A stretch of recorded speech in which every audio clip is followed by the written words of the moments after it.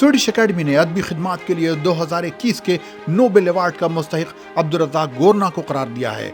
अब्दुर्रज़ाक गोरना अरब नज़ाद हैं जो ज़ंज़िबार और तंजानिया से हिजरत करते हुए बरतानिया पहुंच गए, जहां अपनी अदबी खिदमात का लोहा मनवाया। अरब देश में आज इस पर खुसूसी पेशकश। ये जुमरात का दिन है और अक्टूबर की 7 तारीख। अरब देश की खबरें सुनने वालों को फैजुल हक का सलाम। सबसे पहले खबरें इमारात से। शुमाली इमारात के प्राइवेट स्कूलों ने फर्स्ट सेमेस्टर के इम्तिहानात स्कूलों के अंदर ही दिसंबर के महीने में लेने का फैसला किया है, लेकिन वो स्टूडेंट्स जो मुल्क से बाहर हैं और वो उस वक्त तक वापस नहीं आ सकते हैं, या जो तलबा किसी मर्ज में मुब्तला हैं या जिन्हें कोरोना हो चुका है, उन्हें स्कूल आने की ज़रूरत नहीं होगी। इन स्कूलों ने कहा है कि ऑनलाइन पढ़ने वाले स्टूडेंट्स सिर्फ 10% हैं। अगर उनका इम्तिहान भी ऑनलाइन होगा तो इन स्टूडेंट्स के दरमियान जो स्कूलों में आकर पढ़ते हैं और जो ऑनलाइन पढ़ते हैं, उनके नंबरात में फ़र्क हो सकता है। इन स्कूलों ने कहा है कि वो स्टूडेंट्स जो ऑनलाइन पढ़ रहे हैं और अब स्कूल वापस आएंगे, उनके लिए सख्त एहतियाती तदाबीर की जा रही हैं। ये डिस्टेंस एजुकेशन के तरीके से पढ़ने वाले तलबा जब स्कूल आएंगे, इम्तिहान से 72 घंटे कबल उनका PCR टेस्ट होगा। इन स्कूलों ने अपील की है कि इन तलबा को घर के दूसरों लोगों से अलग रखा जाए।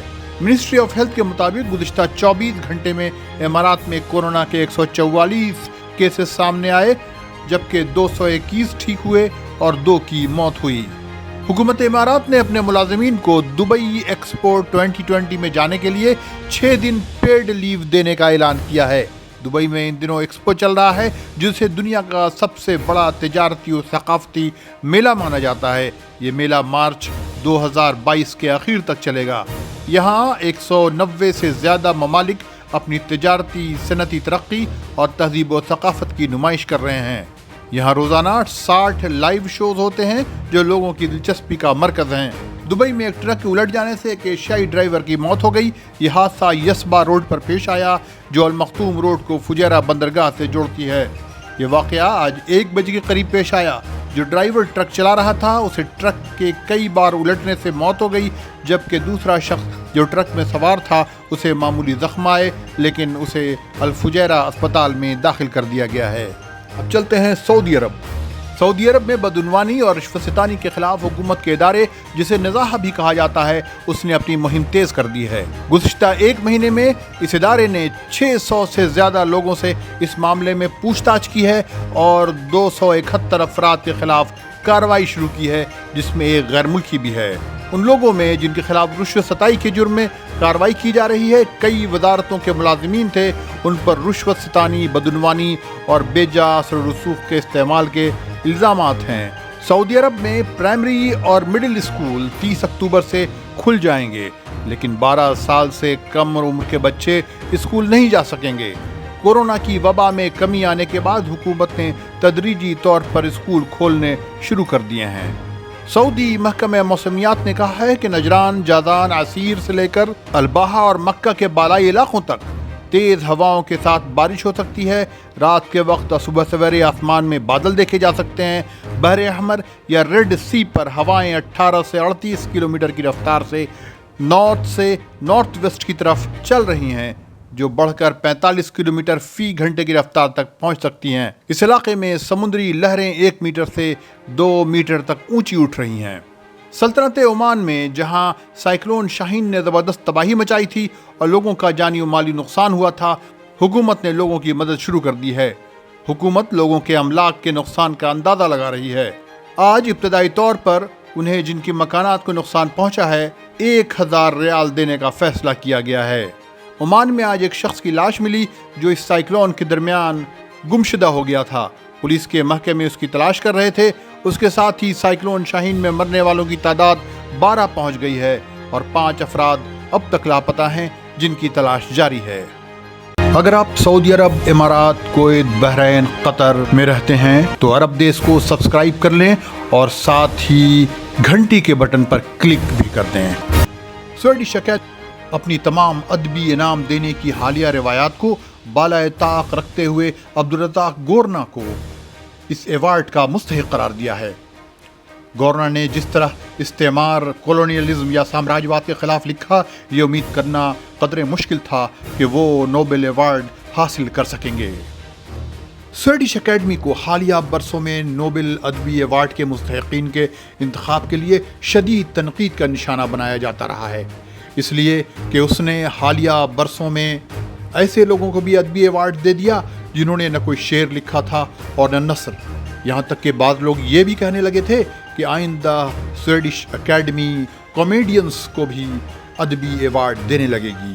لیکن اس سال سویڈش اکیڈمی نے یہ نئی روایت جو اس نے خود بنائی تھی توڑ ڈالی اور عبدالرزاق گورنا کو ان کی ادبی خدمات کے لیے نوبل ایوارڈ سے نوازا۔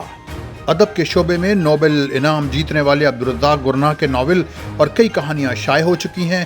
ان کی تحریروں میں پناہ گزینوں کے مسائل کو ترجیحی بنیاد پر شامل دیکھا گیا ہے۔ انہوں نے 21 سال کی عمر میں ہی لکھنا شروع کر دیا تھا، لیکن پہلے وہ سواحلی زبان میں لکھتے تھے، بعد میں انہوں نے انگریزی زبان میں لکھنا شروع کیا، جس کی وجہ سے انہیں عالمی شہرت حاصل کرنے میں آسانی پیدا ہوئی۔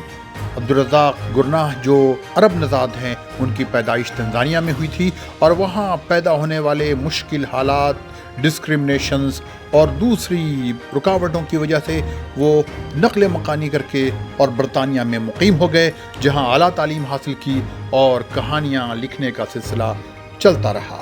عبدالرزاق گورنا مشرقی افریقہ میں گزشتہ 20 سال میں ابھرنے والے اہم ترین مصنفین میں سے ایک ہیں۔ اس کا ثبوت انہوں نے محض 2 دہائیوں میں اپنے ادبی کاموں سے دیا ہے۔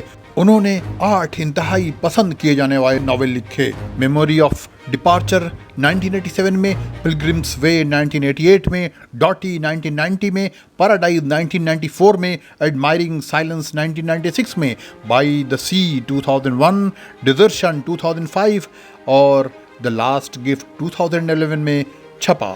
ان میں کئی بین الاقوامی ادبی ایوارڈز کے لیے شارٹ لسٹ بھی ہو چکے ہیں۔ انہوں نے افریقی رائٹنگ پر کئی کتابیں مرتب بھی کی ہیں۔ ان کی کہانیاں 19ویں صدی کے آخر سے آج تک کے تاریخی دور پر محیط ہیں۔